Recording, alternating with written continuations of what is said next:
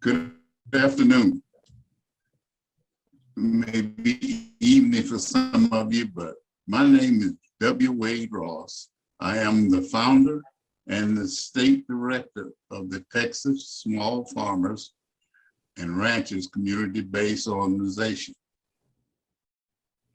My prayer tonight is that we have a productive meeting that addresses many of our land retention concerns, that will unite us to continue to work and discuss together going forward.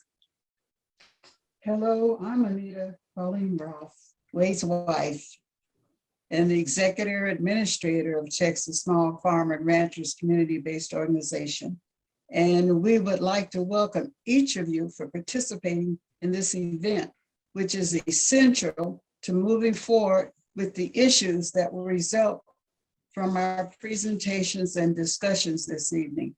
Wade and I would like to tip our hats to each of you that are here tonight. Next, we'd like to introduce Rudolph K. Mattier, President and Executive Director of the Texas Black Caucus Foundation. The son of Haitian immigrants, Rudy is of the first generation in his family to complete higher education, graduating from not only the University of Texas College of Liberal Arts with a BA, but also a Master in Public Affairs from the LBJ School of Public Affairs and a Doctor of Jurisprudence from the University of Texas School of Law.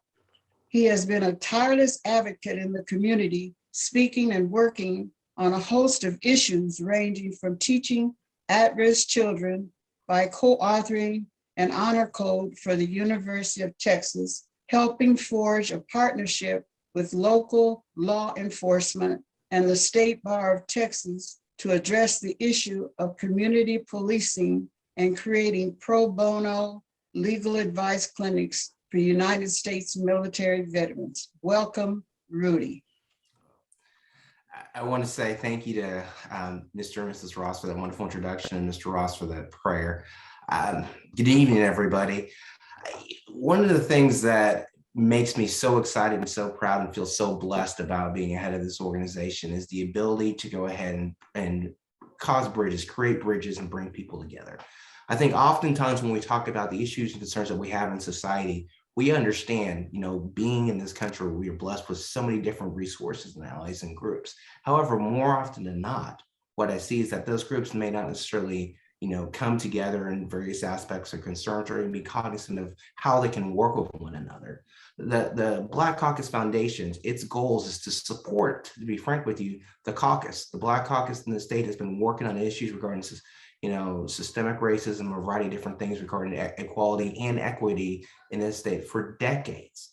And for them to be able to go ahead and have the actual information, data points, and honestly, donations to go ahead and make good legislation, good policy for this state. In turn, what the foundation goals is not only to go ahead and give that information, provide that data points with that as well, but also provide different groups and allies and bring them together in foresights with these organizations and these goals in mind.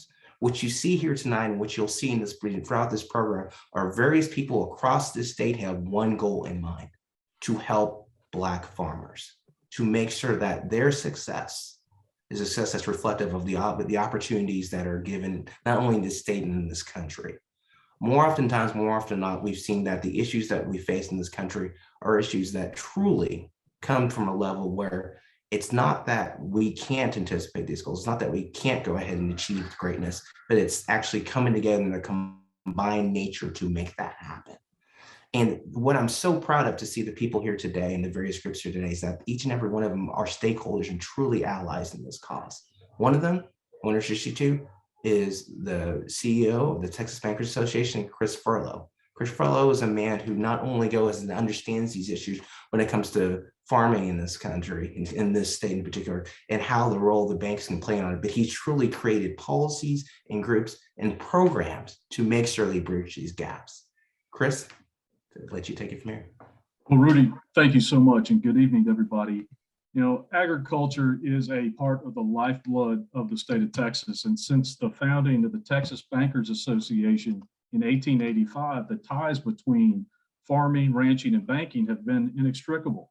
And the individual relationships between our bankers and farm and ranch customers have been invaluable to the growth of Texas. Black farmers and ranchers have played critical roles in this history, but historically, there have been great shortfalls in equality, injustice, and access to financial resources and information over the decades. That's not something I have to tell anyone in this meeting today. But what I do want to make sure to tell you is that the Texas Bankers Association and our 400 plus members are working to be a force for growth and unity in every community for today and for the future.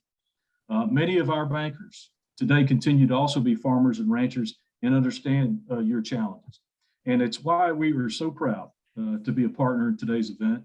It is why we are proud to partner with the Texas Small Farmers and Ranchers Community-Based Organization, with the Legislative Black Caucus Foundation, University of North Texas Dallas College of Law, and the Law Office of L.D. Thomas. So thank you, P. Wade Ross. Thank you, Rudy, L.D., Eric, Shirley, and certainly Mr. and Mrs. Ross. And by the way, Mr. Ross, again, I think your hat looks better than P. Wade's, but that's just my opinion.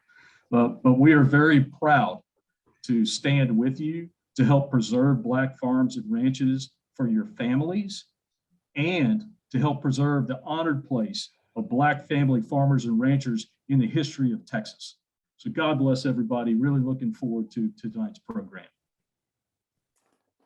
Thank you, Chris, for those wonderful words. We really do appreciate it. I feel, well, let me put it this way. When we were thinking about this program and ideas and folks and how to make sure that, you know, we connected with each and every one of you to understand that we understand your plight, we understand these issues that you're going through, and how, in fact, how we can be more impactful. We wanted to make sure that we brought true allies and folks in there who understood that. Chris is one of them. And our next speaker has been someone who has been in this cause, in these trench wars for a long, long time. Things happen, God works in mysterious ways. It's something I truly believe in, that we're blessed over there as well. We have MLK's birthday coming up this Monday.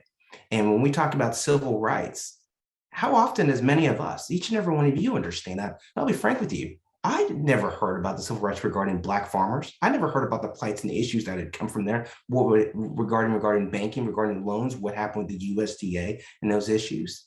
Yet there was someone who, during the heights of the civil rights movement, who was working on these issues, who stood up at times when people told her to sit down, who actually created land banks and ideas and tracts to go ahead and make a discernible difference, who at one point owned the largest tract of Black-owned land in this country. And that's our next speaker, Shirley Sherrod. Her story is so impactful and so powerful, it's astounding. How she was early on raised, and frankly, the events of her life helped shape who she is today, is something that truly resonated with me, and I feel like will resonate with each and every one of you. Her fight and her actions and working with the USDA to ask for not only true equality, but equity when it comes to all farmers, especially Black farmers and heights that work from there, makes a discernible difference. Her organization, New Communities, what I love about that, the vision being distilled, preserve, farm, and culture. Wow. I'm not quite sure how else to go ahead and actually articulate and synthesize it any better than that.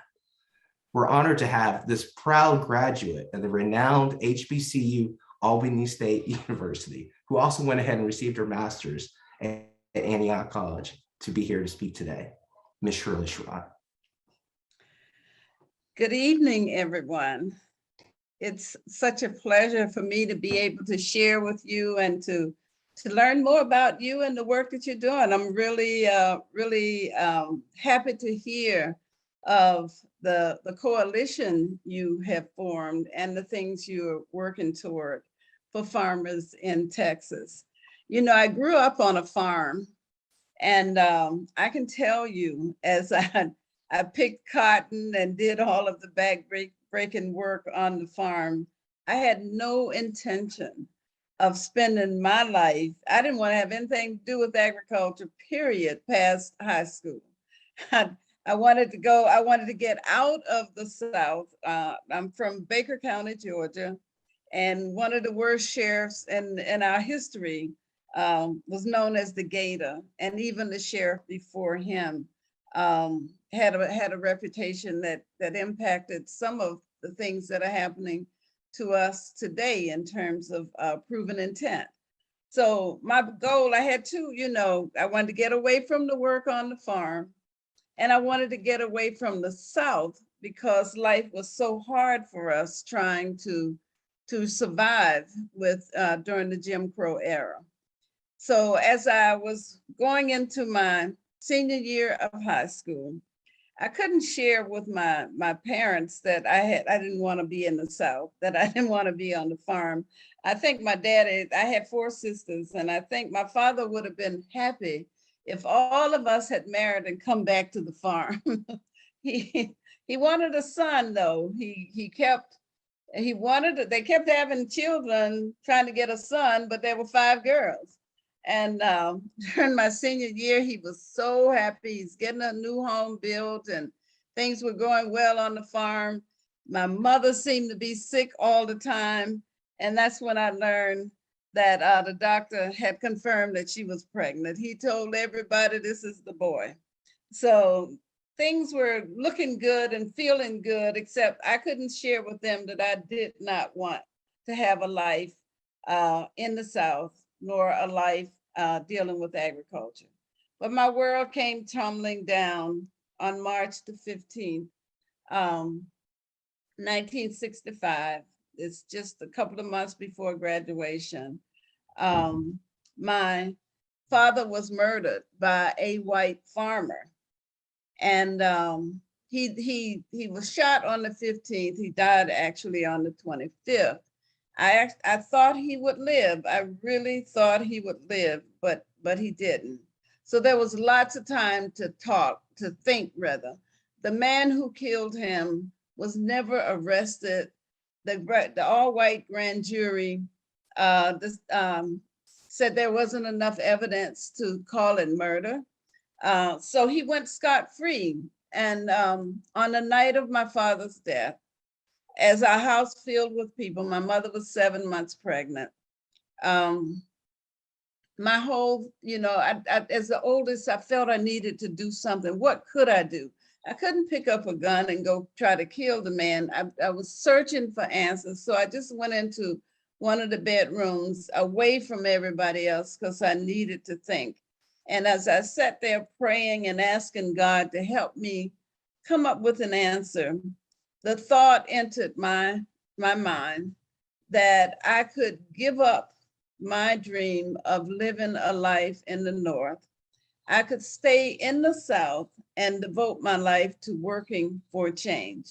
Now I'm 17 years old at that point. I had not been active in the civil rights movement at that point. We had supported the civil rights movement in Albany, Georgia, but we were not active other than trying to help raise money to support the efforts there.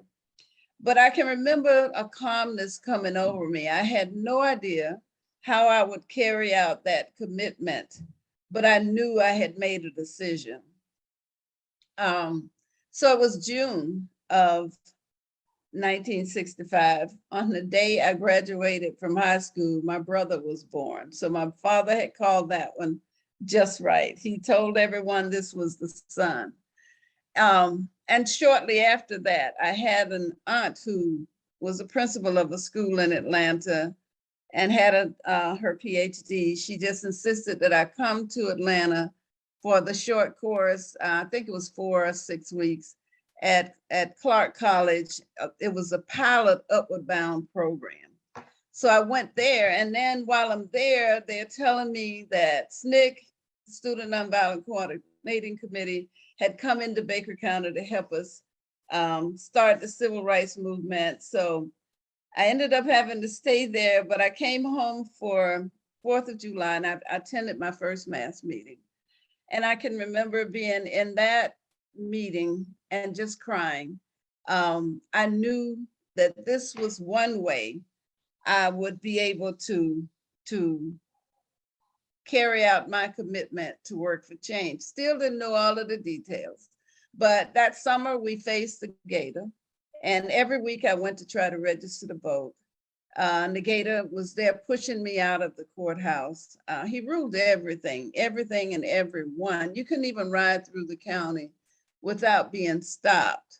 And he collected money on the road. At one point, the Atlanta Journal-Constitution estimated his take on the road to be $150,000 a year, you know, but no one tried to stop it. We were surrounded by plantations.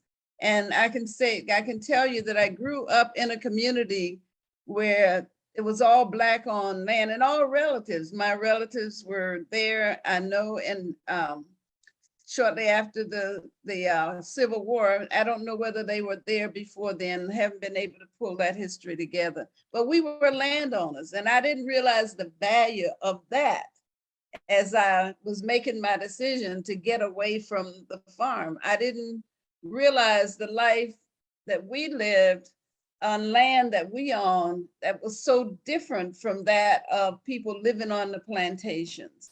And many of them were forced off the plantations when we started the civil rights movement because they participated.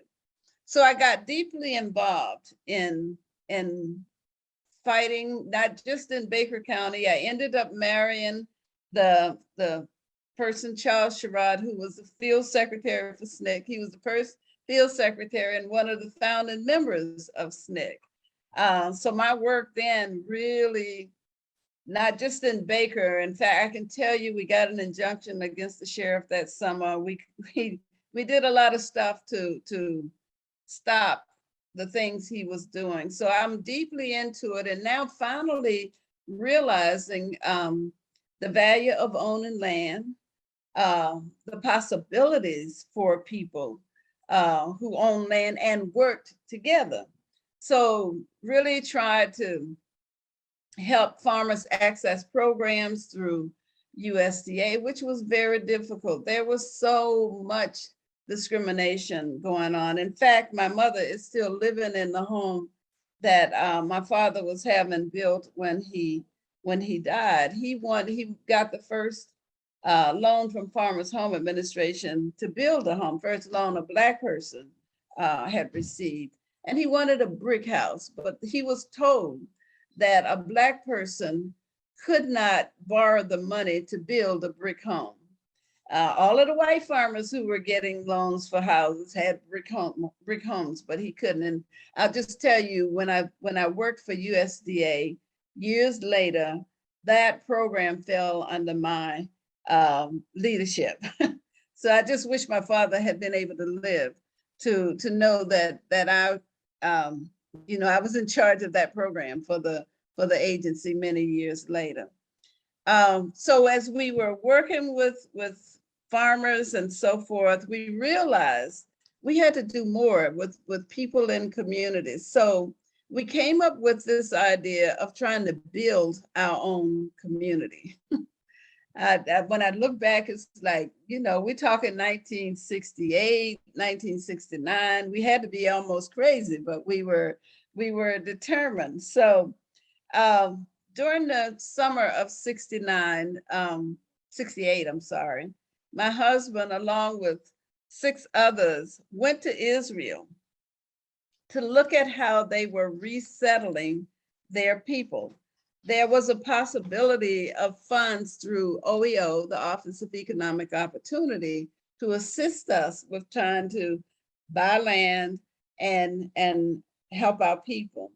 So I just want to tell you that when they returned from that trip, that we concluded that basic to large scale economic and political growth and security for Black people in the South is a system of land ownership that prevents foreclosure and loss of land, which has been the Achilles heel of Southern Black people through the years. We agreed that when the group returned to the US, we would work towards setting up an independent structure to buy, hold, and lease land in perpetuity. to individuals and cooperatives for agricultural, industrial, and other economic and social purposes to make possible their earning a living, producing for their own needs and for the larger society, finding creative expression for their skills and talents, educating their children, and enjoying all the rights, benefits, and responsibilities of free citizens. We got our hands on 5,735 acres of land. And we put an option on it because OEO had promised some major investment in our effort once we completed the planning. So we went through a year of planning. I can tell you that this was a major piece of property. There was a railroad with a spur onto the land. There was a US highway, US 19, that went through the property, and we had 2.5 miles of highway frontage on US 19. There were lots of creeks, and there was something called the Eagle Pond area for conservation efforts. Had we not encountered discrimination, we would have been able to pay that land off just with the leasing of that property. But we were Black and could not. Nature Conservancy would not assist us because of who we were.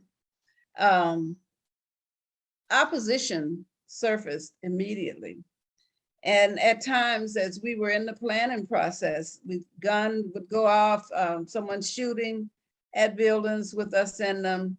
The opposition politically and so forth started, so that by the end of the year of planning, Lester Maddox, who was governor of the state of Georgia, vetoed all money coming into the state for our project.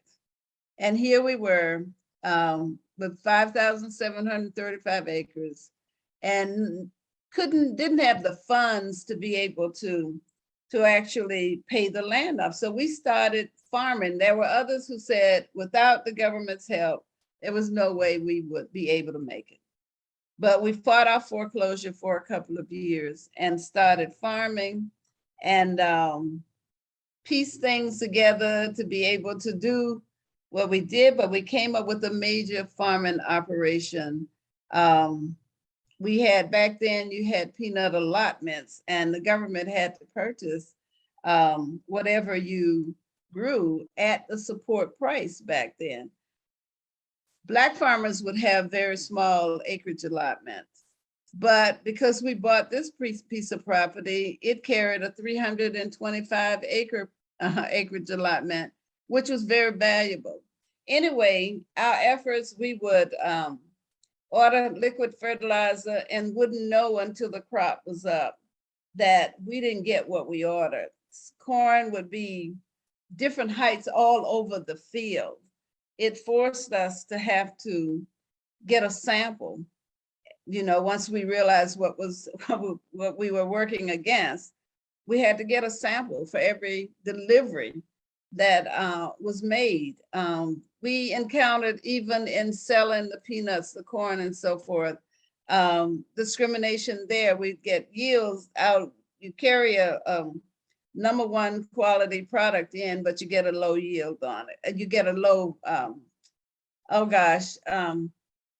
it's not yield, is when they, when they grade, a low grade was what I'm trying to say.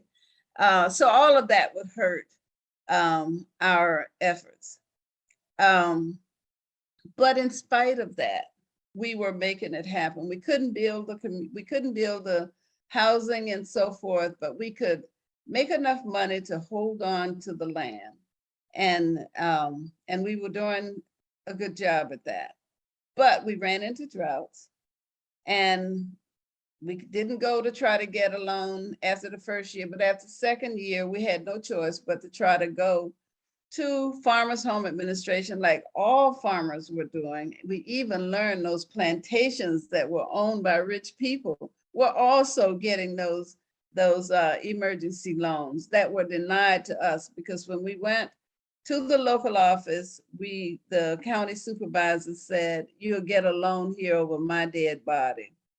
And we fought for 3 years just to get an emergency loan, which was too long to go without the proper financing and continued drought.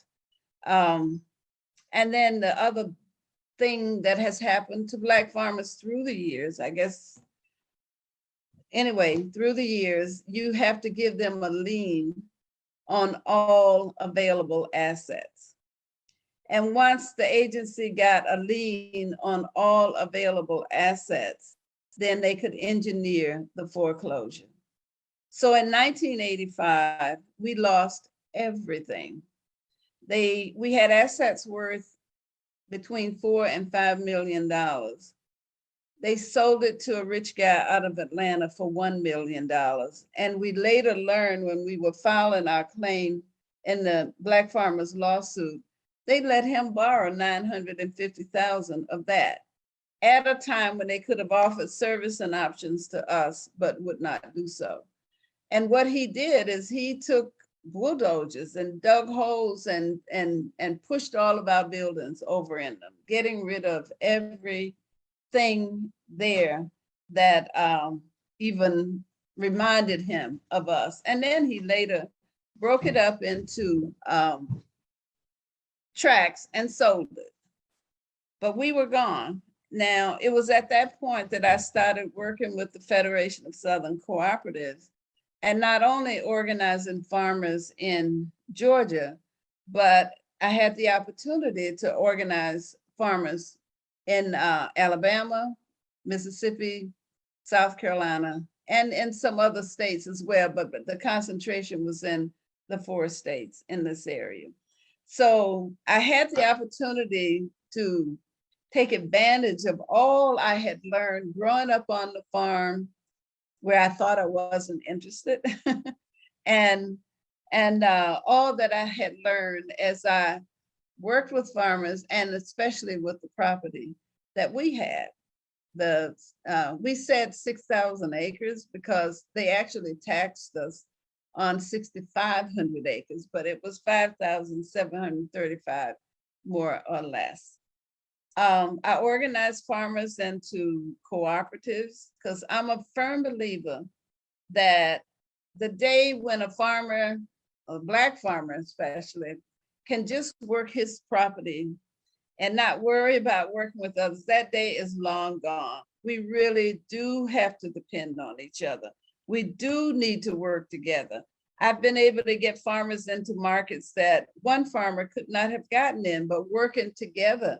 At one point, we experienced so much discrimination trying to sell at the state farmers market in Thomasville, Georgia, which is an auction market.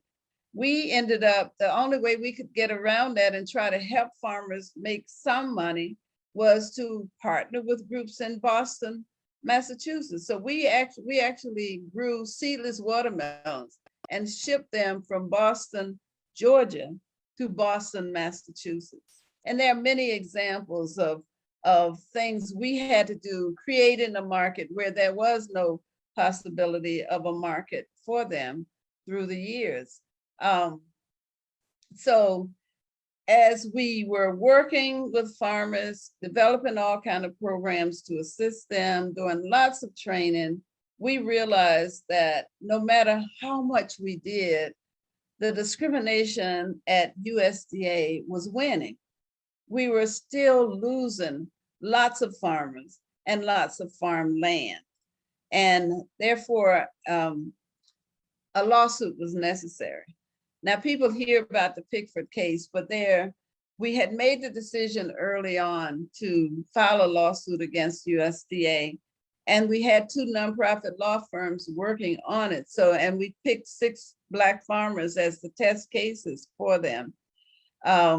And things were going along quite well, but a slick lawyer went to them and got them to sign a retainer. So the case didn't end up like it would have if we had been able to continue as we were going. But, you know, you're dealing with the statute of limitation. We were able to deal with that. And therefore, Paris, the lawyer out of DC, could come in and take advantage of all that had been done leading up to that and filed the Pickford case. Tim Pickford is a farmer. We had worked with through the years in North Carolina.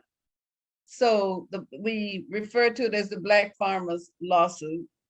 I was so busy, I can tell you, helping farmers as USDA wanted to settle. I was so busy helping farmers gather the information they needed to file their claim. I almost completely forgot about our loss. I get so involved when I'm assisting farmers that I just, I've worried so much about rain for farmers and so forth, because I know how important it is when they don't have irrigation.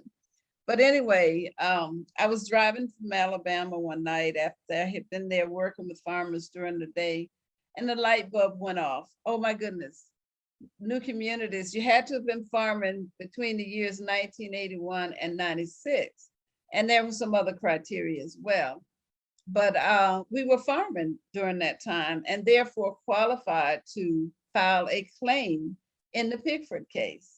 I didn't have a cell phone or anything and had about another 2 hours to drive. So I couldn't wait to run into my house when I got home that night to tell my husband, we can file a claim in Pickford, So we did that, and we filed the claim prior to the deadline, which was October 13, 1999.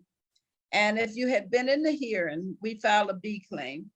If you had been in our hearing, you would have left there saying they just won their case. But no, they ruled against us, and the judge had put a process in place where you could appeal.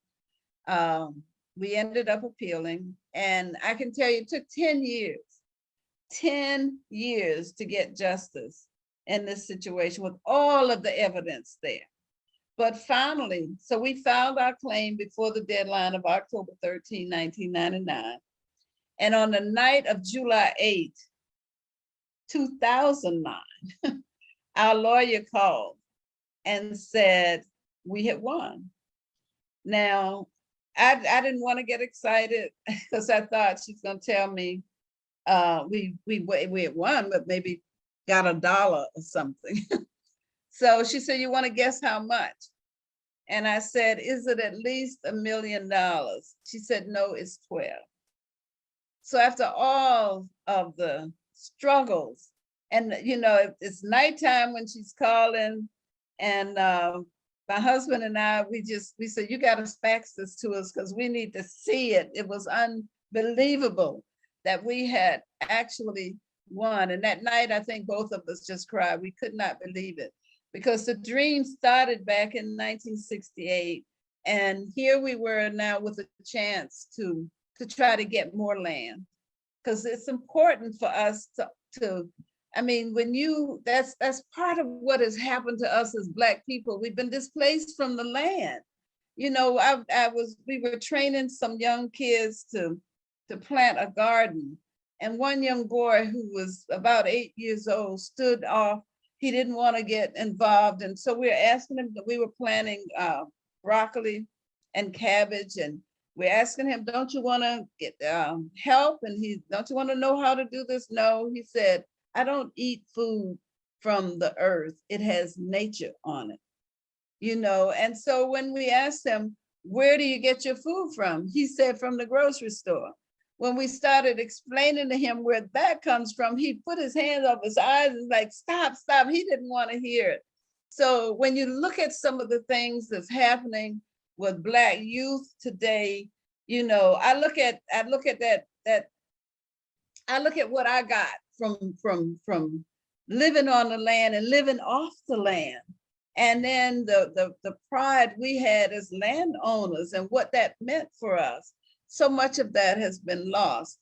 But anyway, we finally got, I have to tell you what else happened that month. So that's July 8th. On July 30th, I get a call from the White House saying I had been selected as USDA Georgia State Director for Rural Development.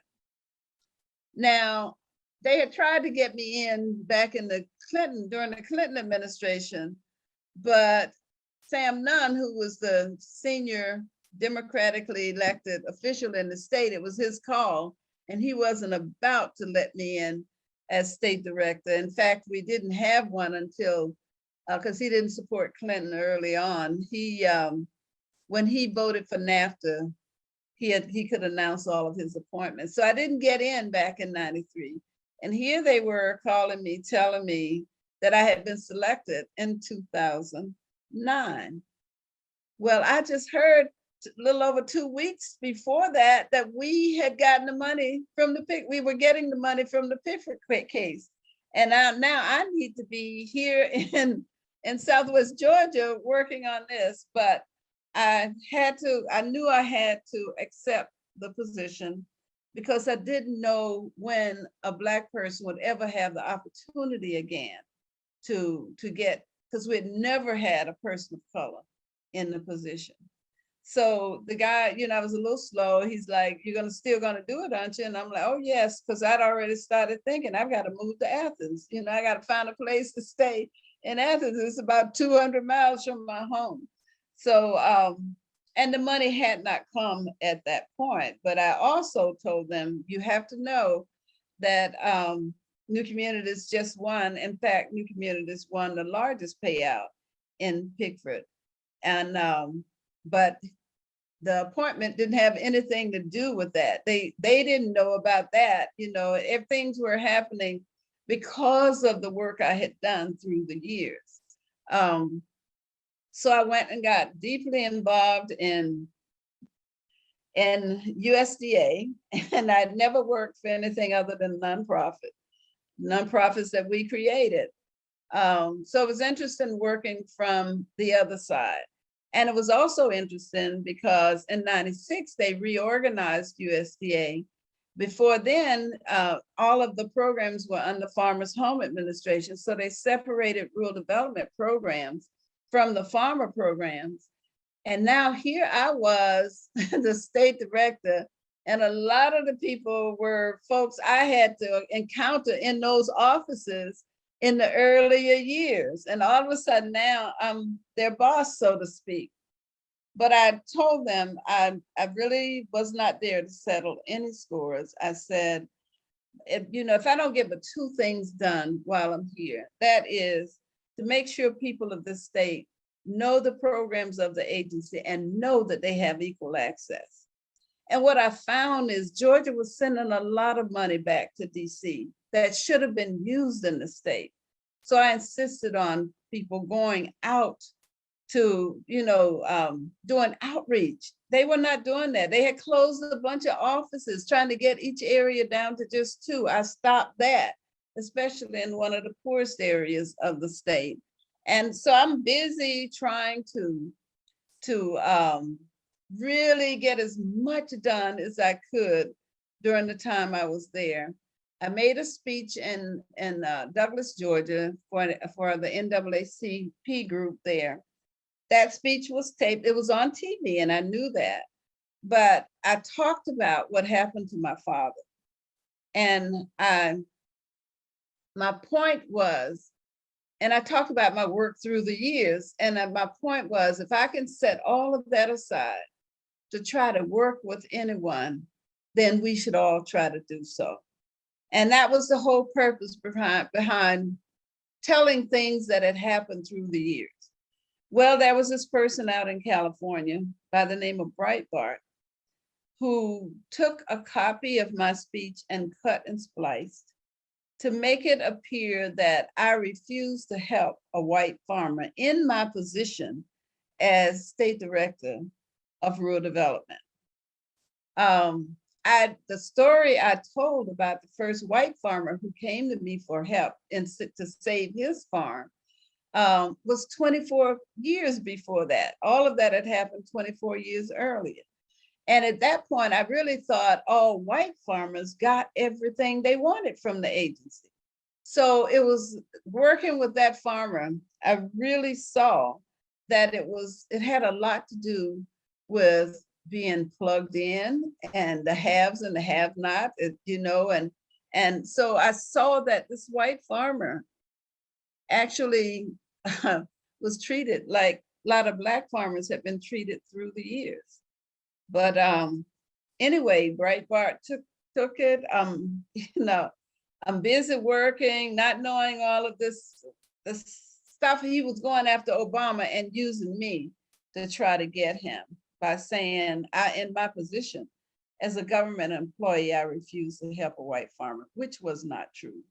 So on the day all of you all found out about this, as this was unfolding, I was over in a part of Georgia where the Kia plant is located. And all, as they say, all hell was breaking loose. All the hate calls were coming in. And I won't go into all of that, but I'll say to you that the Obama administration, without even trying to get to the truth, told me I was being placed on administrative leave. And before I could drive all the way, I was about 3.5 hours from Athens with part of the staff. Before I could drive back to Athens, they asked me to pull to the side of the road and use my BlackBerry to submit my letter of resignation. I did that, but I told them, you haven't heard the last from me. They don't know I'm a fighter. I don't give up. It might take me 10 years, it might take me 20 years, but I don't give up just like that. And I didn't. In fact, I drove home that night. The next morning, all of these news agencies were in my yard. I did an interview on CNN. And while I was on CNN, the white farmer I had talked about through the years, I kept trying to tell them, we became really good friends and I saved his farm. They called in to CNN while I was on the air to say what I did for them. And the story started turning around. I was on every network just about for that whole week. It ended with the secretary apologizing. By that Thursday, because it started unfolding on Monday, I got a call from the president. They offered me another job. There was no way I was about to go back to USDA. So, I feel, I've organized farmers through the years. We continue to do that with the training. So we started looking for land and we found this property. I'm sitting here in my home. It takes me about 15 minutes to get to it from where I am. It comes right up to the city limits of Albany, Georgia. It was a former slave plantation. We didn't know all of that history when it was purchased, but it was once owned by the largest slave owner and the wealthiest man in the state of Georgia. The previous owner invented the system for paying for fuel at the pump. So he had lots of money to put into that place. It's about 1,638 acres. There's an antebellum house that was built back in the 1851. It had been, they had added to it and done some renovations through the years, but this guy actually spent $3 million renovating and adding on to this, just that. There's the 85-acre lake, there are cabins, there's farmland, there's an area around that house we call the culture. So the preserved farm culture is part of it. We have lots of demonstrations going on out there. We're actually growing rice using a different method where you're using less water, less fertilizer, less seeds. We are putting in a truffle demonstration in February of this year. We have Satsuma oranges. They're some of the juiciest and sweetest oranges you want to taste. We have a vineyard, muscadine grapes. We haven't added the ones for wine yet, but that's part of the plan. And there were 85 acres of pecan trees. We added 115 acres. And we are organizing a cooperative of farmers who have trees. Many of them don't have the acreage we have, but trying to help them and train them so that they get the quality that we have so that we can help them get into some of the markets that we have been able to get into. Our goal is to also have a processing site. Right now, we have to depend on other processes to do our processing. So there's so, and one thing I can say to you, and one thing I say to young people, don't ever say what you'll never do, because you just don't know. I had to catch myself once when I had to organize a group of farmers to grow feeder pigs, and they didn't want to be trained. And I said that one of the criteria for getting these hogs is that you have to agree to training. They didn't, oh no, we know. So when the hogs came, the guy from the Heifer Project came and he said, that's it. Look, let me tell you all of the things that are wrong. I actually called the University of Georgia to try to get the training for these farmers after that. And they pushed me off to Fort Valley, who didn't have staff in the area. So the next meeting I went in there training them how to grow hogs and talking about when to castrate, when to clip eye teeth and so forth. I can tell you, I didn't have any more trouble out of those men ever again. Many of them, before they would get a tractor, they'd want to sit down with me to discuss it. I came from a family where one of my uncles was an extension agent when he could only work with Black farmers and not white farmers. And I had uncles who were vocational ag teachers as well. So, this has been a journey. I'm trying, we're developing a food hub. There's so much I could share. What I have to say to you all is you gotta come. You have to come. It's so special when you walk on those grounds where, I know slaves had to help build the original part of the structure for that house. And there are places where I can walk there and I just feel their presence and wonder if there was ever a time they could have imagined that Black people would one day have this place. And see, we look at it as a place for healing. So we're not trying to build something just for Black people. We're trying to bring white, Hispanic. When we first started, we had blessing of the land ceremonies where we tried to get every ethnic group in the area on site to do the blessing from their culture. So I don't want to, I could go on and on and on. When you've been doing this work for 50-some years, you have many, many, many stories to tell. But I really appreciate the opportunity of being able to share some of it with you tonight. Thank you so much. Wow. That's thank you so much, Mrs. Sherrod. Powerful information and insight. And thank you so much for your continued service to our community. Hello, everybody. I'm P. Wade Ross with Texas Small Farmers and Ranchers, community-based organization, and I'll be serving as your moderator for this point forward. So we're going to bring in our next panelists. They are two highly respected professionals in their field. They'll be sharing their expertise on the topic of family land.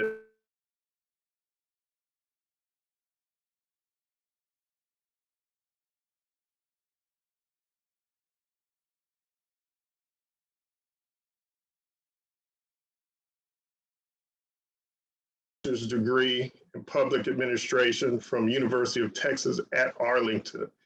Received his Juris Doctor degree as part of an inaugural class of the University of North Texas College of Law. Mr. Thomas currently works as a solo practitioner in Dallas, Texas. His practice focuses on areas of estate planning, probate, real estate, and small business. In fact, in 2020, the law office of LD Thomas PLLC was named the best law firm in Black Dallas by Dallas Weekly. We are also glad to have with us Eric Reese, who is law professor at the University of North Texas at Dallas College of Law. Now, Eric is a past chair of the real estate, probate, and trust law section of the State Bar of Texas. He's a fellow of the American College of Trust and Estate Council, and he is board certified in both tax law, estate planning, and probate law by the Texas Board of Legal Specialization. So Mr. Thomas, Mr. Reese, welcome, and the floor is yours. Thank you so much. I am going to attempt to share my screen, and hopefully this works seamlessly. All right, so There we go. Can you guys see that? Can everyone see that? Fantastic, fantastic. Before we get into the presentation, Eric and I are going to kind of tag team on this. I just want to thank Ms. Sherrod for sharing such a phenomenal story, for all the work that you've done. Also, Mr. and Mrs. Ross, and of course, the Texas Small Farmers and Ranchers Community-Based Organization, as well as Rudy and the Black Caucus, and of course, the Texas Bankers. So everybody that's put this together, it's just been so phenomenal. It's so needed, and it's great information. And I for one, am honored to just be a small part of that. So thank you guys for doing that. With that, we're going to jump right into the presentation. Go ahead, Eric. I was just going to echo that. I mean, it's been a remarkable and powerful presentation so far. I mean, we're just thrilled to be part of this. Some amazing people, amazing group, and both LD and I and the law school at UNT Dallas, we're thrilled to be part of this. This is amazing. Absolutely. So we put this slide up here. I'm LD, that's Eric. In case you couldn't tell which one of us had the best law firm in Black Dallas, help you kind of sort that out, right? But I think Mr. Speedway did an amazing job letting you know who we are and what we do. And with that, we'll jump right into the presentation. So today's presentation is just going to cover kind of the basics of estate planning. And it's so crucial, and we'll talk about this. It's so crucial when trying to preserve land and assets and making sure that's not lost. I have a saying that you can't create generational wealth if you don't have a plan to transfer wealth to the next generation. And so estate planning and asset protection is a major key for that. And that's kind of what we're going to cover today. This area of law is very wide and vast. We're going to kind of cover the basis and get you guys kind of primed to think about your particular situation, why estate planning, asset protection, and so forth is important. With that, we'll take a look at the agenda. Why is asset planning important? Estate planning basics. Where there is a will, there is a way.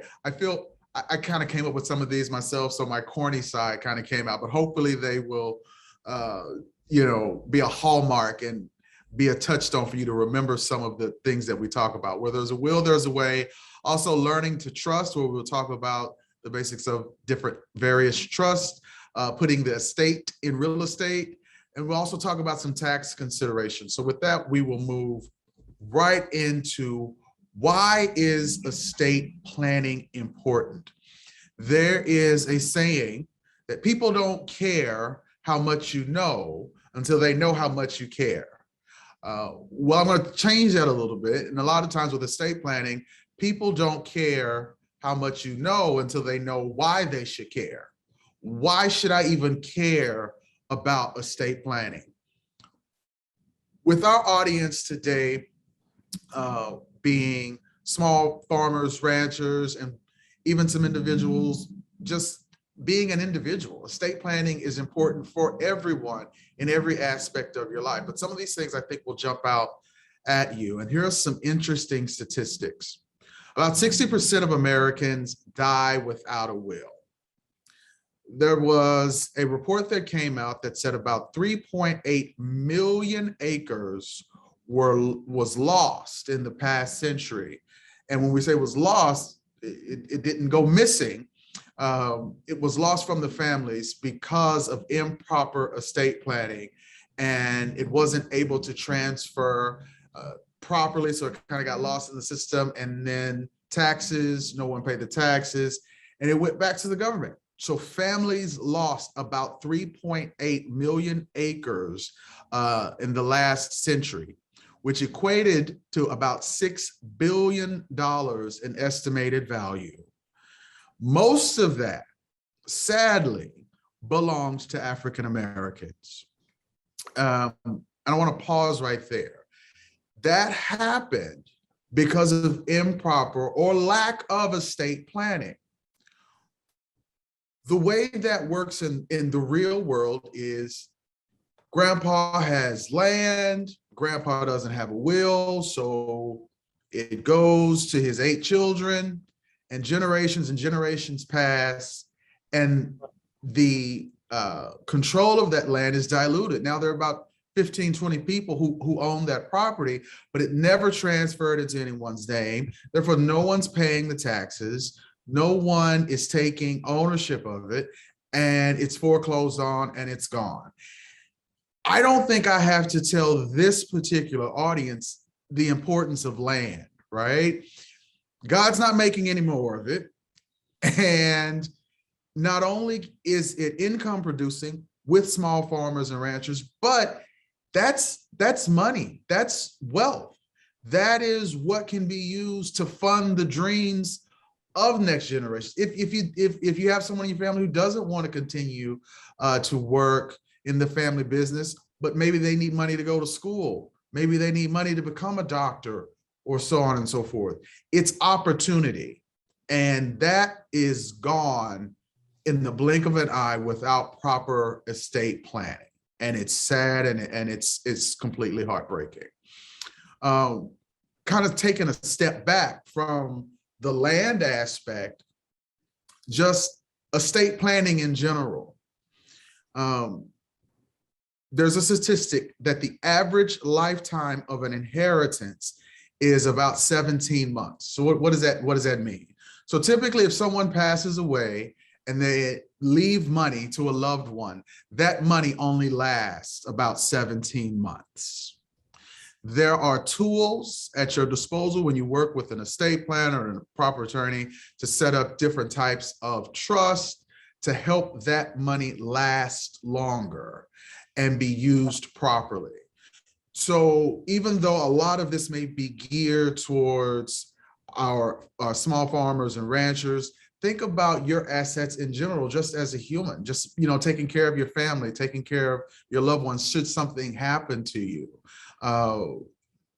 Giving a grieving young person a lump sum of money is probably not the best thing to do. There are tools that we can put into place to help manage that money for them. And speaking of money, people, one thing I hear a lot is, oh, well, I don't have very much. I don't have a lot of money. The other statistic that I'd like to talk to you about is there was a survey and they asked people what they considered life-changing money. The average answer was $19,800. And for millennials, the average answer was $5,000. They felt that that would be life-changing money. So it may not be a lot to you, but it is a lot to someone. And whatever it is, you need to make sure that it's cared for and passed appropriately. And Eric, I didn't know if you wanted to chime in on anything that I've said so far before we move forward. No, I just, I think LD and I have both seen too many just tragic cases of inheritances not getting planned and the money just getting frittered away. Yeah. And there's tools there to deal with it. And I just, LD, you've already hit it, but I just can't emphasize enough that you don't want that money to just, vanish into the void. And that's what'll happen if you don't plan for it. Yeah. And we'll touch on some of those tools a little later. Okay. So here's some of the benefits of estate planning. You're in control. I think probably the oldest saying in our line of the legal profession is, if you don't have a plan for your stuff, the state of Texas has a plan for your stuff, and I promise you, you will not like it. Okay. You will also, if you take the reins and you decide, let me put my plan in place, let me do what I want to do, you can then start making provisions for loved ones. And some of those provisions, nobody knows your loved ones and your family like you do. Let's have a real conversation. We have some people in our family who are probably not very responsible with money, right? And so just as Eric mentioned, and we kind of touched on earlier, you can make provisions setting up different types of trusts, and we'll talk about those, to care for people and have someone else manage that money for them to make it last a little longer. If you have someone who's a ne'er-do-well, who's constantly getting attacked by creditors or that sort of thing, setting up certain trust protections and spendthrift clauses and things of that nature can protect those assets. State of Texas is not going to do that for you. You have to set up a plan and speak with an attorney to do that. Also, cost savings down the road, having a plan. If you don't have a plan, what is those saying?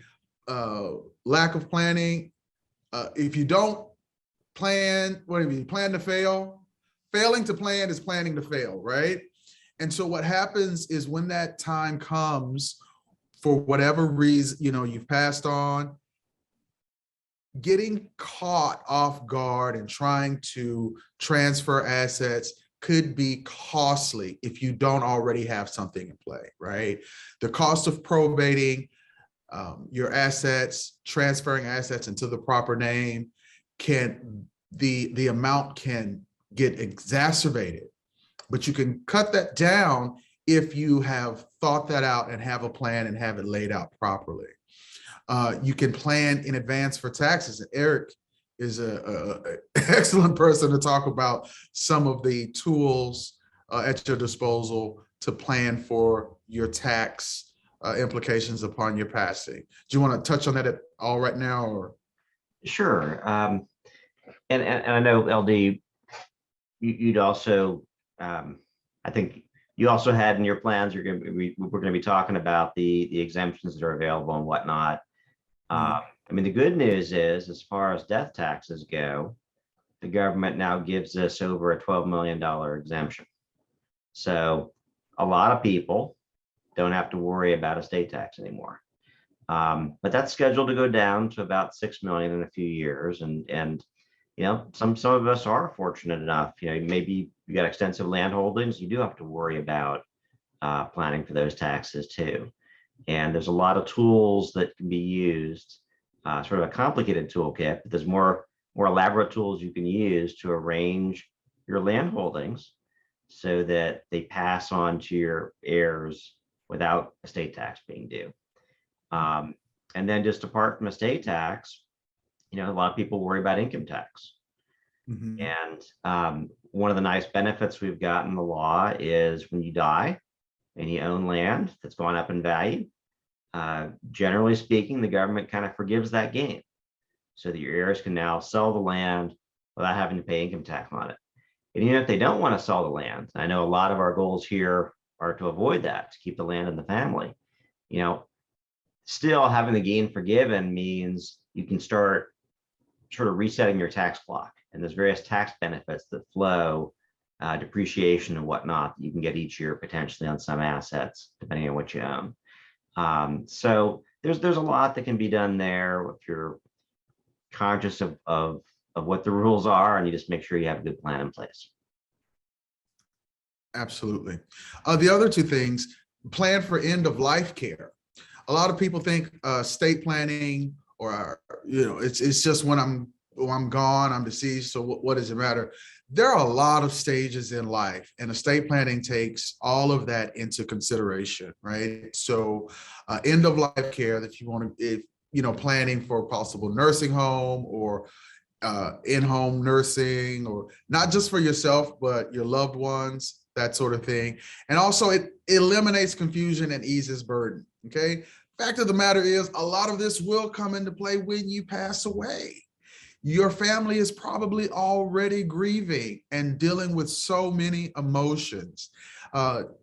Doing the work now to put a plan in place can ease that. And it's a wonderful gift to give them, to allow them to grieve and process without having a ball of confusion just dumped on them. So there are some emotional and humanistic benefits as well. So we've talked about why it's important, why you should care. Let's kind of cover some of the basics of estate planning. What is estate planning? In essence, estate planning primarily involves making arrangements for the transfer of your assets after death, okay?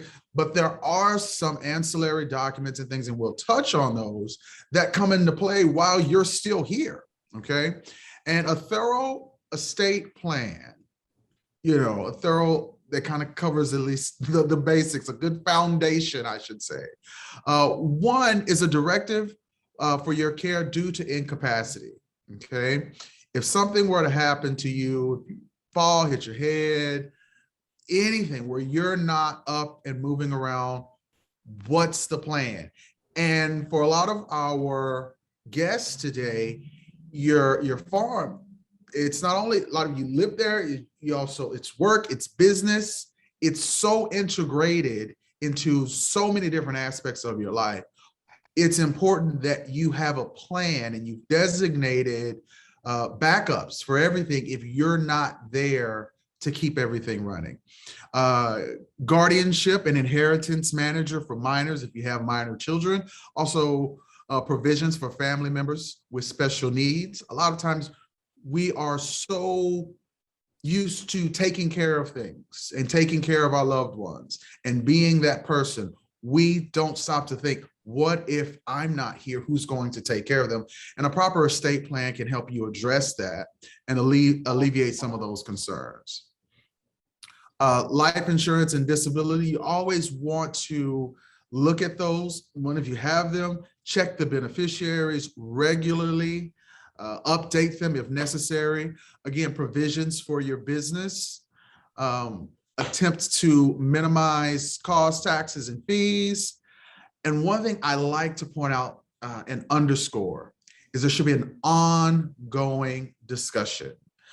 A proper estate plan isn't a one shot, a one and done thing. You go through different stages and different phases of your life. Your businesses change, laws change, family dynamics change. And as those things change, you should be evaluating your plan. And hopefully you've pinpointed someone, an estate planning attorney to work with. And as those changes occur, you're having those conversations. I also tell people, you should also have these conversations with your loved ones because it will help you make certain decisions.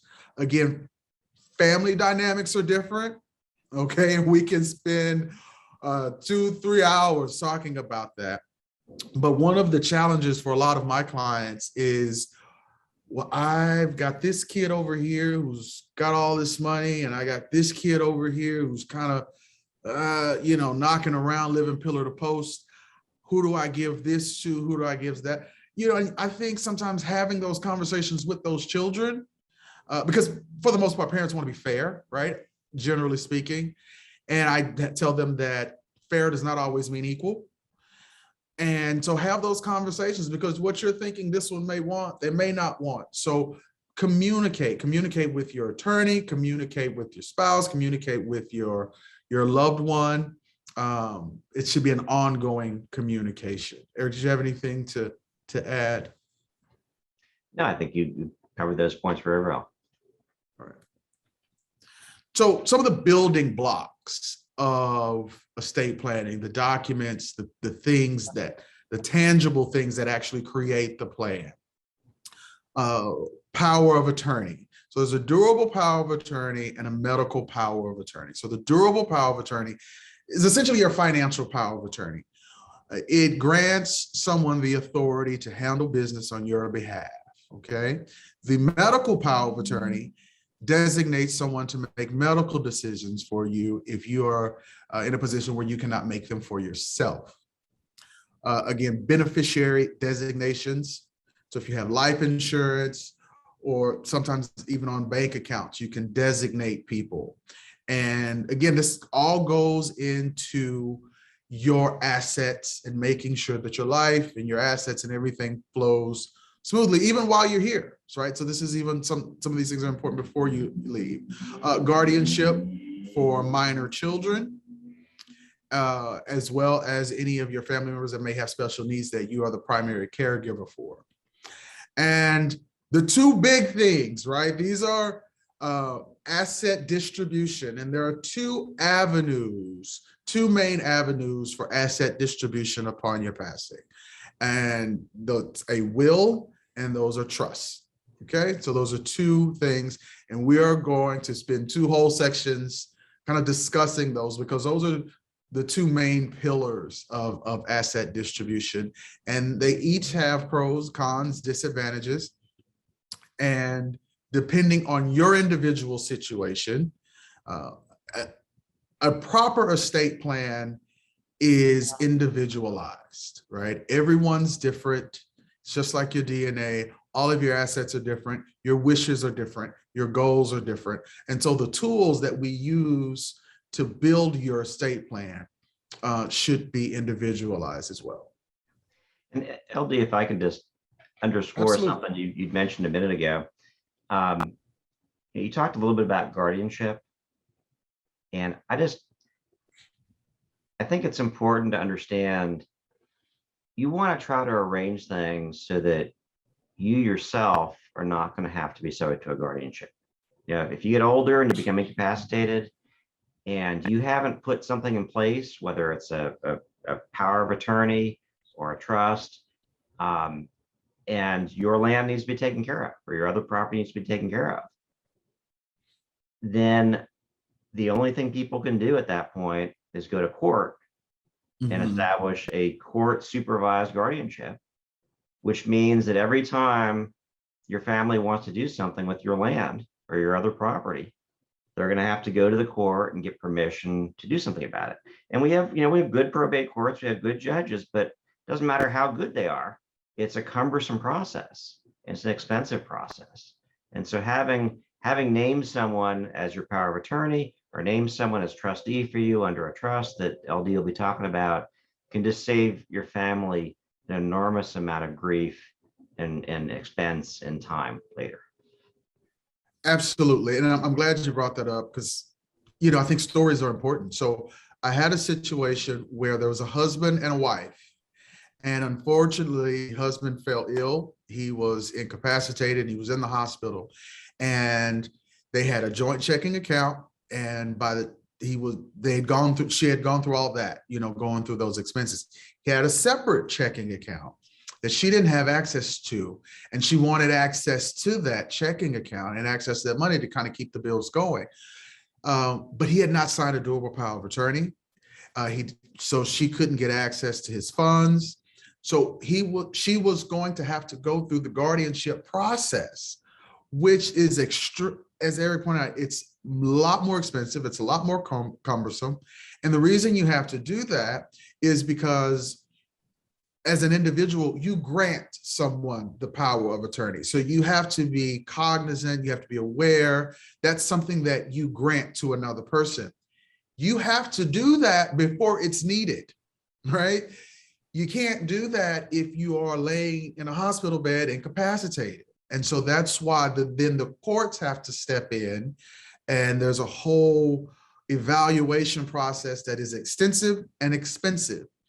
But had you done that when you were up, you have to, there's old saying, I love sayings if you haven't picked this up yet, right?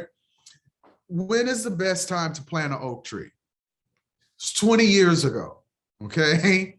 When's the second best time? It's right now, okay? So you want to do these things before they're needed, because they tend to be a lot simpler and a lot less expensive when you do them that way.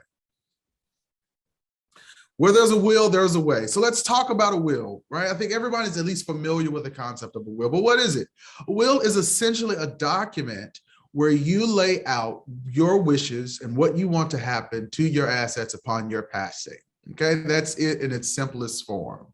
However, the state of Texas and every other state have requirements as to what a valid will is. And we will talk about why it's important to work with an attorney to make sure that your wills are valid and that they will hold up in court. So how does a will work? Once you have a will drafted and it's signed and properly executed, upon your passing, or when the will matures, okay, it means when you pass, The will is taken to the court and filed on the court with an application to probate. It is then evaluated by a judge. And if it's found to be valid and properly executed and approved by the court, then the wishes that you have detailed in your will be carried out, and the assets will be transferred to the individuals of your choosing. Okay, so we set up administration. Your debts will need to be paid, and then your assets will then be distributed to the people of your designation. Well, what happens if I die without a will? It's a mess. No, I'm just saying, no. If you die without a will, it's called dying intestacy. And it followed, at that point, your assets will be divided via the laws of intestacy. And that can, depending on your familial situation, that could be honestly pretty messy, right? And so it's passed to your heirs, however those are at that time. It is a little bit more expensive. And again, that's that plan that the state of Texas has for you. One of the things, again, just a story to give you. I don't know your situation. I don't know your love life, but I want to point this out because these are things that I've seen, okay? There is common law marriage in Texas, but there's not common law divorce. So there is the possibility that if you die without a will, that wife that you just quit talking to 30, 40 years ago and never divorced, she still has rights and she still has a claim to your property. So it's important that everything is kind of cleaned up, and I encourage you to put an estate plan together in general, because again, all of those ancillary benefits as far as setting up protective trust and all, the state of Texas is not going to guarantee that. The state of Texas isn't going to do that. They're just going to look and see who your heirs are and shoot the money out and go on. So setting up a will or a trust or a proper estate plan is going to be the best thing for you and your family. Can I draft my own will? You can, but I do not recommend it, okay? Technically you can, but again, as I mentioned earlier, those wills will have to be evaluated by the court. So you can draft your own will, but there are regulations and statutes that regulate even holographic or handwritten wills and whether or not they're valid. And if your will is not deemed to be valid, then it is as if you didn't have a will in the first place. So I encourage you, do not go to www.draftmyownwill.com because one, you are missing out on the expertise and you're missing out on the experience of an attorney who's done this before and can help guide you through pitfalls that you don't even know exist. And you can make sure that your will is properly drafted and executed and that your wishes will be carried out. Do you have anything, Eric? No, I just, we all have stories to tell, and the stories that are both best and worst, because it's the worst stories that are interesting, I guess, have always been with folks who have tried to do it on their own. Yeah. And there's lots of pitfalls you just don't think about. Something that's as simple. I had a situation once where somebody left a will saying that he left his, Ford pickup to his son, and his wife, or at least his girlfriend who promoted herself to wife after he passed, said, well, wait a minute, I own half that truck. And so suddenly we had to have a dispute in the estate over the disposition of it because he didn't have the power to dispose of the whole thing. And so you had to have a whole big fight over it. And that's the sort of thing, if you're trying to do it on your own, you're not necessarily thinking about those issues. And someone like LD can keep you out of trouble.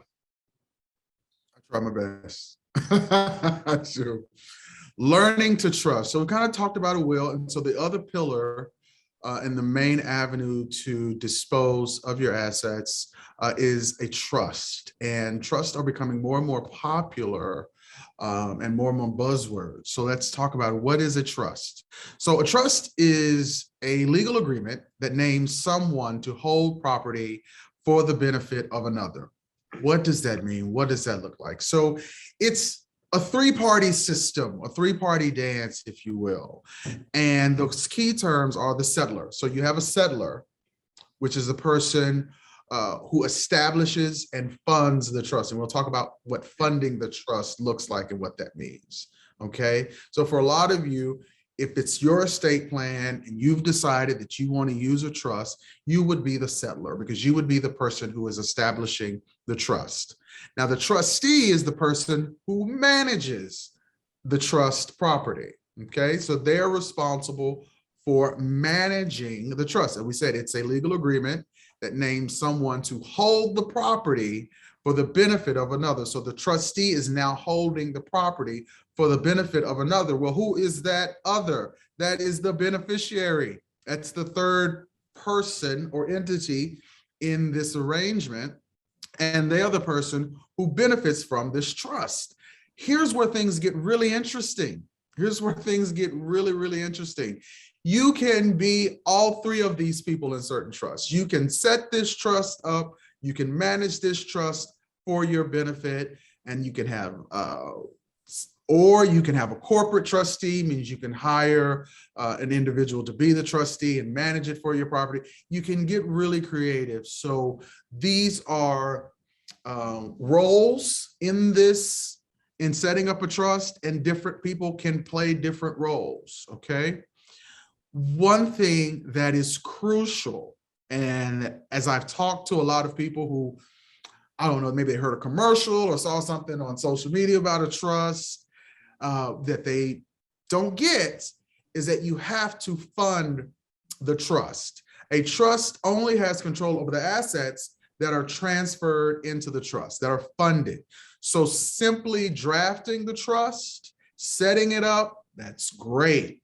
But you have to transfer those assets into the name of the trust. So with bank accounts, those bank accounts need to be switched over. When we're talking about homes, when we're talking about land, when we're talking about property, the deeds need to switch over to the name of the trust. Otherwise, they're not in the trust. And if they're not in the trust has no dominion and control over it. Okay, so just establishing the trust is not enough. You need to actually fund the trust. Eric, do you have anything to add about kind of trust at this point? I think those are the key points. You're on a roll. All right. So with the trust, one size does not fit all. And you have a lot of creativity with trust. There are all types of trust. These are the basic categories for trust. And, you know, maybe down the line, we can do a whole training on trust and what you can do with them. But just so you guys have a working knowledge of what the different types of trust. So an inter vivos trust is a trust that you set up during your lifetime. Okay, so while you're alive, you come, you talk to an estate planning attorney, let's say myself, and we set up a trust. You're living, you set it up. That's an inter vivos trust. That's a trust that's set up in your lifetime. A testamentary trust is a trust that is set up after you've passed away. And the way that generally works is in your will, you can say, hey, if anyone gets any property under the age of 30, please put it into a trust managed by such and such and such and such, okay? And so that's a testamentary trust. So that trust is set up after you've passed. So you can either set it up while you're living, or you can try to have something set up upon your passing. The revocable trust and irrevocable trust. A revocable trust allows you as the settler to make changes as you wish. You can change beneficiaries, you can take things in and out of the trust. You pretty much have dominion and control over the trust. With an irrevocable trust, it sounds just like it is. You cannot make those changes as easily. And for the most part, a lot of times it takes the signing off of the beneficiary and sometimes even a court to get those changes made. So that particular type of trust is more ironclad, and it locks things down. You can't make changes. You lose control. There are benefits, pros and cons to each one. And again, depending on your situation, depending on what your goals are, that would determine which one is best for you. All right, so pros and cons of a will or a trust, okay? Like we've talked about these two different things. They all sound very beneficial. How would I know which one works for me? Well, one, again, it is very individualized and you would need to sit down with someone and talk about it. But in general, when you transfer assets via a will, the process of drafting a will tends to be a little quicker, okay, than setting up a trust and funding the trust. It tends to be less expensive, and these are generalities. It tends to be less expensive to draft a will. However, a will does need to be probated, which means there is a court proceeding and your assets are transferred after your passing. So your family would need to go to court. And because it's a court proceeding, there's a lack of privacy. When you pass and your family has to go to probate, like I said, it's a court proceeding. So those court documents are available to the public if someone wants to go and see what your will said at that time and who got what. And typically there's no protection for beneficiaries from creditors because the distribution, generally speaking, is made directly to the beneficiary. So they get the money, okay? If you leave the money, they get the money. And if they're having issues with creditors, because they have received that money, the creditors can then, attack or attach to that.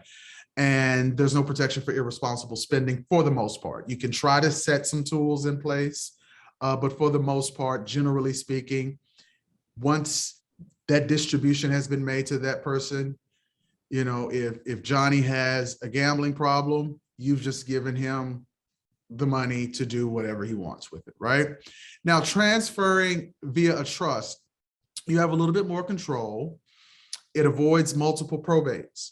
So as it relates to our landowners, it's important to note that land has to be probated, transferred through that court process in the state in which it exists. So if you own property in multiple states, say you own property in Texas, Georgia, and California, your family would need to probate that land.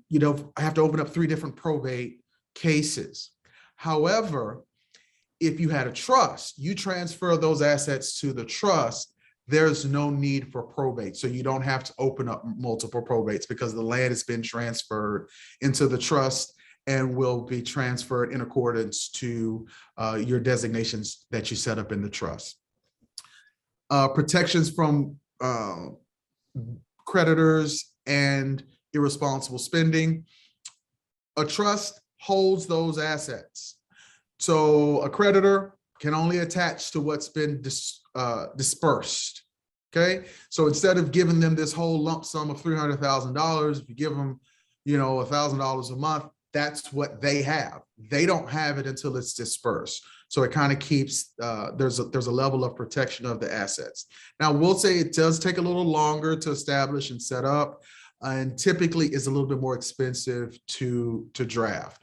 But depending on your situation, it may make sense. And so that's why it's important to sit down and have a consultation that is tailored to your specific situation. And LD, just to, add to one point you've made earlier, you can combine the 2 concepts. So you can have a will, for example, you can have a will that creates a trust, and that doesn't avoid probate or address the privacy issues you mentioned, but it does allow the assets to be protected from the beneficiary's creditors or their bad decisions. Absolutely, and I'm glad you mentioned that. And for a lot of my clients, we do combine them because we do a pro over will, right? And so in addition to a trust, you'll have a will that says, hey, if I forgot to put anything in the trust, send it to the trust and have the trust have dominion over this. Absolutely. So there are all types of tools that work in conjunction. So putting the estate in real estate, your land, your farms, your houses even come with a lot more than just your personal property. There are things that you need to consider and think about when deciding how to transfer or who to even transfer those assets to. One, they're a complex asset, okay? They're a complex asset. There's much to consider for a lot of our farmers. Again, there's a business aspect to it as well. So when you think about who's going to get this, who am I going to transfer it to? Do they have the capacity, whatever their capacity is, to manage this asset? Okay, be it just the home. Can they pay the taxes on the home all the way up to a farm? Can they manage it? Are they savvy enough to know what's needed and necessary? Generational accountability. Thinking about, hey, is this person that I am transferring this to going to be able to handle it? The emotions, liquidity, and tax implications. And I want to kind of touch on that, especially for our farmers. And this kind of goes back to our farmers and ranchers. It goes back to the issue of communication. Hopefully, a lot of you are having your properties evaluated under an agricultural exemption as opposed to, just property taxes, okay? Making sure that you're having the conversations to whoever you plan on transferring that to, that they understand what those responsibilities are, because those ag exemptions need to be renewed every couple of years, right? And so if they don't do that and you lose that ag exemption, the taxes on the property, if they're taxed a certain way, could be so enormous that they lose the estate. Okay, so you have to take those things into consideration. You have to have those conversations because they matter. And not having a plan, not having the conversation is setting everyone up for disaster, even with something as simple as making sure that the person knows that they have to reapply or get recertified, if you will, for the agricultural exemption. That is one of the quickest ways to lose your property, because the taxes will be so enormous that they won't be able to pay for it, or you have to sell the majority of the farm to even pay for that. Okay, so making sure that that's incorporated in the plan. You can even set up a trust to make sure that that's paid for. There's all these different tools, but you can't use the tools if you don't come talk to someone and have that conversation.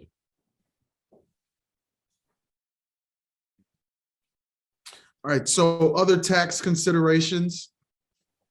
Oh, I think I kind of got ahead of myself. So agricultural exemption, that's how important it is to me that you guys know how important that is. Federal estate tax exclusion, I think Eric kind of talked on that a little bit, and the portability. And again, constantly reevaluate your plan. Your situations change, the laws change.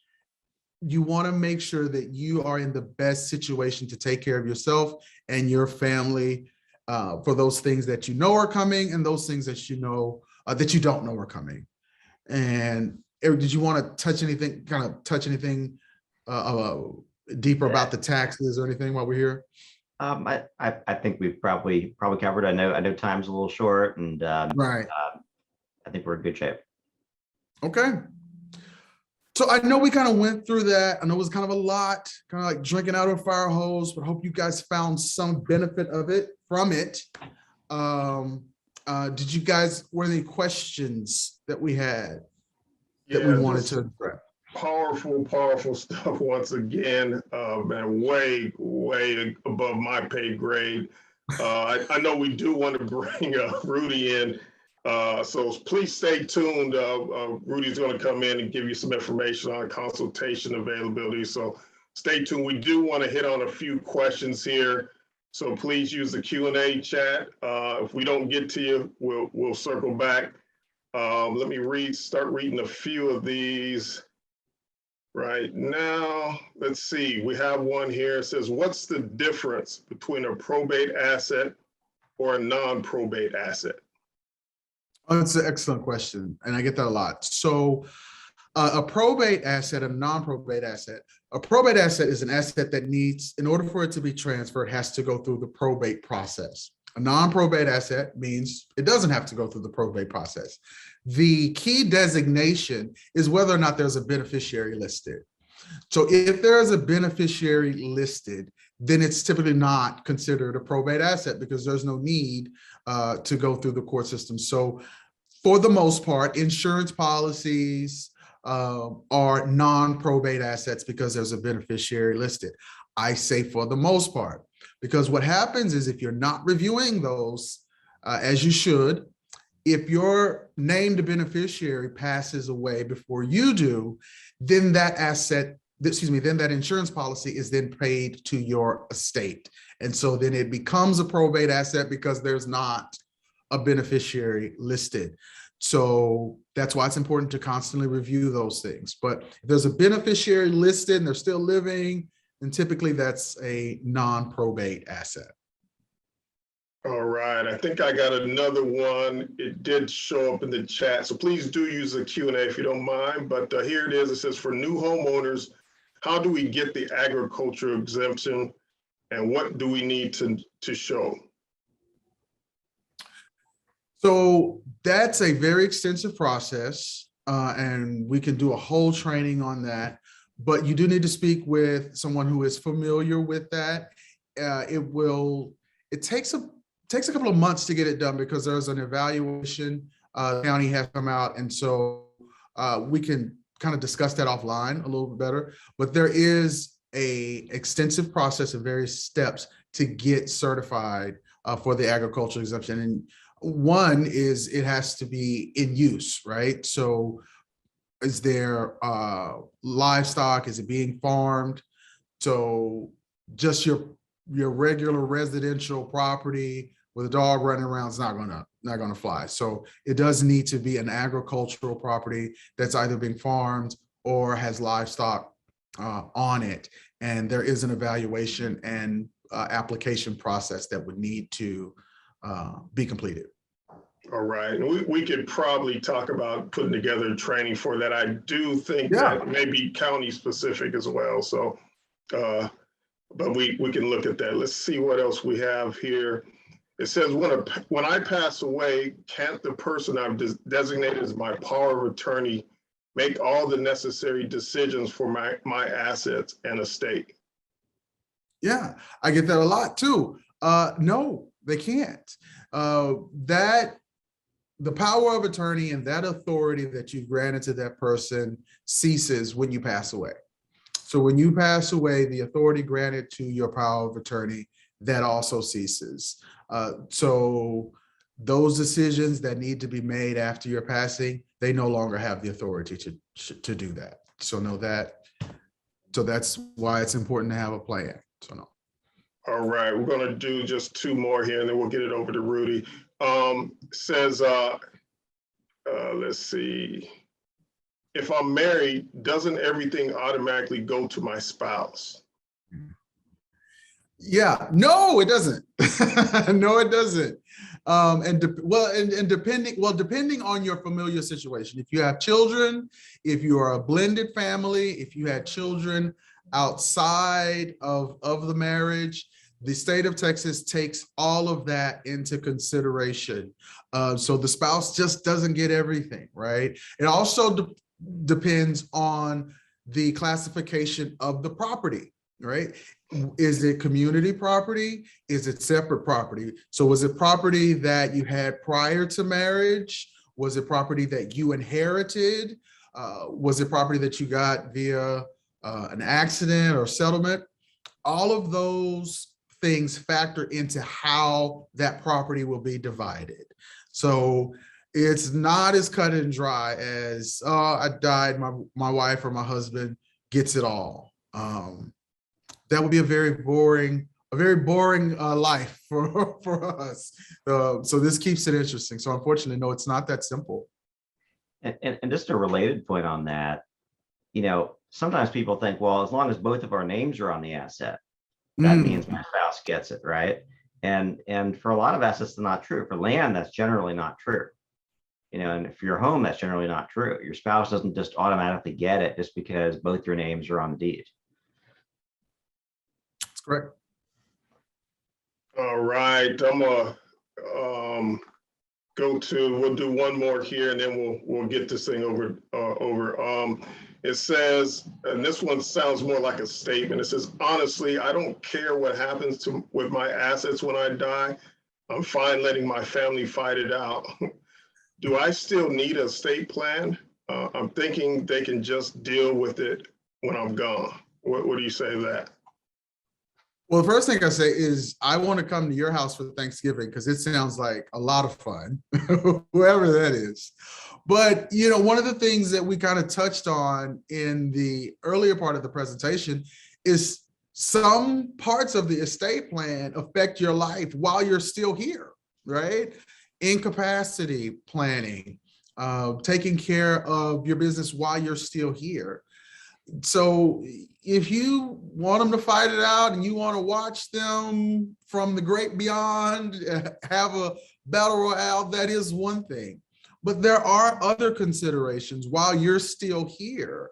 Like we talked about, power of attorney, medical, financial, end of life care, setting up a trust, because it seems like you don't want them to take care of you, right? Whoever that person is, maybe setting up a trust for yourself to make sure if you're at a point where you need care, who is that person that you've designated to care for you? So there are things about the estate plan that come into play prior to your passing. So yes, you still need one. And I do recommend, if your family's like that, then I do recommend that you come talk to somebody really quickly. All right, good word there, good word. So for those of you who did not get your specific questions answered in the Q&A, please know that we're going to be reviewing them over the next week or so. And we'll probably be sending out just a frequently asked question memo to the attendee list. I also saw a question on the recording. We'll probably include that in the list as well. So everybody will have access to the recording. But now I want to send things back to you, Rudy, to discuss estate planning needs and consultation availability. Wow, thanks, P-Way. And I just got to say, based on, I know we're a little bit over time, but based on the number of people in the audience, you guys were captivating. You did a phenomenal job, LD and Eric. Thank you for giving all that information. I know we heard from the last person who said, I'd rather have a Royal Rumble with my family trying to figure out who's going to get what in the family as well. One of the things reasons why we wanted to have this today is because we don't want that to happen. Have a plan, have a plan, have a plan. You do not want to die intestate. I'm telling you, you saw what what was happening. You don't want all that wealth to go to the government. You don't want that lack of that ability for your family members, your loved ones to control what your assets are that you worked hard to go ahead and have with that. And as LD said, this isn't just for when you pass away. This is for now. Setting up trust and a variety of different things right there as well. There's one of the things that I learned in law school, which I was really surprised about, was that I always just thought, okay, there's just different methods and ideas that white people get instead of people of color, and that's why they're able to go ahead and assets and do things well in a business standpoint. No, it's just knowing the rules to the game. And what's happened is that you have people here literally on this screen who are willing to work with you to know the rules to the game, to understand what your opportunities are. It's for you to be able to go ahead and use the same kind of techniques and ideas to protect your estate, protect your values as anybody else in this country. Again, that's the night of this program. We're here for you tonight to go ahead and do that. And with that said, P-Way previewed it, and it's true. One of the things that we wanted to make sure we understand with you is to connect you with practitioners, lawyers who would be able to go ahead and work with you on these different ideas and concepts right here. And our next lawyer, just like LD Thomas said to you, is another lawyer who's willing to go ahead and work with you, speak about the times, assets, and ideas, see what you can do regarding what you can do with your estate planning. Now, John Connor comes from the law firm of Graves, Doherty, Hernan, and Moody here in Austin, Texas. He's another board certified attorney in estate planning and in probate law. That means that these people know what they're doing. And in doing so, he has a degree in taxation, a master's in taxation, a degree from Texas Tech. He's actually went ahead and has a variety of different aspects of where he's actually centralized his practice with. Like LD, John believes in trying to work and make sure that you, as the people who have been in the backbone of this country for a long period of time, are able to have the opportunities and the rights that you have reserved to you. John, thank you. Yeah, thanks very much, Rudy. I appreciate it. And thank you, everyone, for letting me come and speak to you all for just a few minutes. I promise I will not take too much time here at the end of this presentation. And first, I do want to commend Mr. Reese and Mr. Thomas on just an excellent presentation. I had jotted down some notes that I wanted to talk on, but I don't think I'm going to go over any of them because they covered them so explicitly well. I will just stress again how important it is to make sure you do have your estate planning documents in place, your will, possibly a trust if that's a good fit for you, certainly your powers of attorney. As Rudy said, it's the rules of the game. It's the tools that we have available to help you keep your land, your wealth that you built up, for your family that you've worked so hard to accumulate. And so we can help, pass that down generationally, not just one generation, but hopefully several. Which brings me to, I think, to one point that I really want to make sure that was made. Being an estate planning attorney, it is important to me that my clients know I don't ever view any meeting with a client or any project with a client as a one-off, especially in the estate planning field. I envision that from, that meeting or my representation continuing from that meeting through their wills, updating those wills as life changes happen, children, grandchildren, big events like that. And then certainly as the wealth and the land starts to pass from generation to generation, we are there to be a part of that process as well, that probate process that, again, that LD pointed out that we have the will for, to dictate explicitly where the assets of your estate are going to go. We like to be a part of that. Very often I will work with clients, I'll get their will set up. And then, I will represent them over the years. And then I will hear from them, from a child saying, mom or dad has passed away. What do we do? And then we work with the family. And then, the idea is that would be a long-term representation that even that I or other colleagues or LD or Eric would transfer on to their younger colleagues as well. So again, I would just reiterate what LD and what Eric said in that, estate planning is critically important. Even as LD said, if you don't think you have a lot, it is a lot to somebody. So it's important to make sure you get everything in line so that you can help your family know that everything's kind of been taken care of when they're going to be dealing with some grief or some stress, be it because maybe you've passed away or just because you're incapacitated. Both of those situations can be difficult for folks.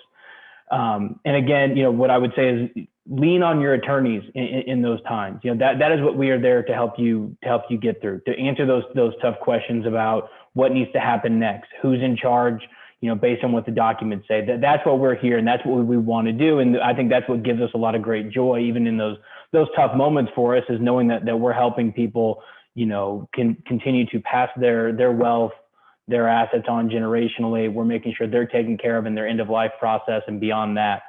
And we would absolutely, love the opportunity to speak with you to determine, what tools are going to be a good fit for you. It's going to be different for everybody. It's very rarely a one size fits all or anything like that. So, again, I think, we would love to work with you, love to help you and help you and your families.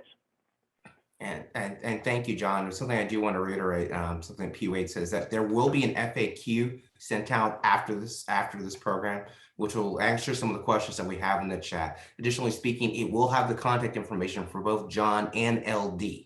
And they're willing to go ahead and do an initial free consultation. Did you hear that? Free consultation, free, take advantage of that free consultation, and to go ahead and talk to you about your assets and work from there. And they'll work with you regarding, because each case is different. And these two are skilled practitioners who are able to go ahead and work with you and make a discernible difference and making sure that you have the right choices in what you're doing from here. Again, these resources, these assets, these things, these people here are co-conspirators. They're advocates for you to work in here to make sure that you and your family are taken care of to the best abilities that you can. Please take advantage of that and make sure that you're able to go ahead and make sure what you need, you're able to have that. LD? Yeah, I was going to say, I had if you guys wanted, I could put my email address up there. If anybody wanted to contact me to set up their free consultation, we could do that as well. Because it's important that we strike while the iron is hot, right? I like it. So he's going to put his contact information in the chat. We are recording the chat too as well. So we'll send it over there. So please take that into consideration. John, you can do the same as well. So make sure you check the chat. It'll be over there with that as well. Oh, or it's on the screen right here. And again, write that down, that information. Make sure you have that in front of you. These folks are here for you to make sure that they're able to take care of it as well. So please make sure you're able to take advantage of that and take advantage of that opportunity. I know that tonight has been a lot of information, a lot of data points. But also, I want to say, I think it's been pretty inspiring. I think hearing the story regarding Shirley, hearing what Chris had to say regarding the history of the bank, the Texas Bankers Association with the farming community, get a lowdown from Eric and LD about, okay, listen, this is what estate planning is. This is the basic right here. This is what you need to go and work from that. And from John saying the advocacy and what to work well and how to go ahead and make sure work for these issues. And I got to say something too about the Ross family. We wouldn't be here, any of us here today, if not for the Ross family. I know they're not going to say it themselves, so that's why I'm saying it. And what they have done in advocacy for each and every one of you is absolutely astounding. And honestly, in a lot of ways, humbling. I made mention before about how I thought that God works in mysterious ways, and I thought it was quite apropos that this is taking place right now before the birthday of MLK. That we're running one of the most sacred and special weekends over here with that we were able to go ahead and show a bridge and a gap from the civil rights movement to what we are today, and why it's important and why it's impactful for not only for us to be able to speak about our history, but learn those life lessons and apply them into the future. The Ross family, from the onset, has done a phenomenal job of speaking the truth, living the lives we want to, advocating for others who did not have their voices in the place right there as well, and reaching and connecting folks from there. I've got to say, Mr. and Mrs. Wass, you did an excellent job raising P. Wade. And I've got to say that we got to thank you for our ability to go ahead and be here today. With that said, P. Wade, I'll turn it on for you to close out the night. Man, you making a black man blush, bro. That ain't easy to do. But we just want to close things out. Quick reminder, we'll be sending out a brief survey within the next hour or so. Just so please be looking out for that in your email inbox. We do ask that you please take a few minutes just to answer the 4 to 5 questions and hit that send button for us. It really goes a long way to make sure we continue bringing you valuable information and presentations. I do want to give another special thanks to all our participants and panelists, Texas Bankers Association, the Texas Black Caucus Foundation, Shirley Sherrod, LD Thomas, Eric Reeves, LD Thomas Esquire, my fault there. The law firm of Graves Doherty, Heron and Moody, and also our team at Texas Small Farmers and Ranchers Community-Based Organization, and to everyone else out there who, took the time to spread the word on this important topic. So to everybody, God bless. Thank you.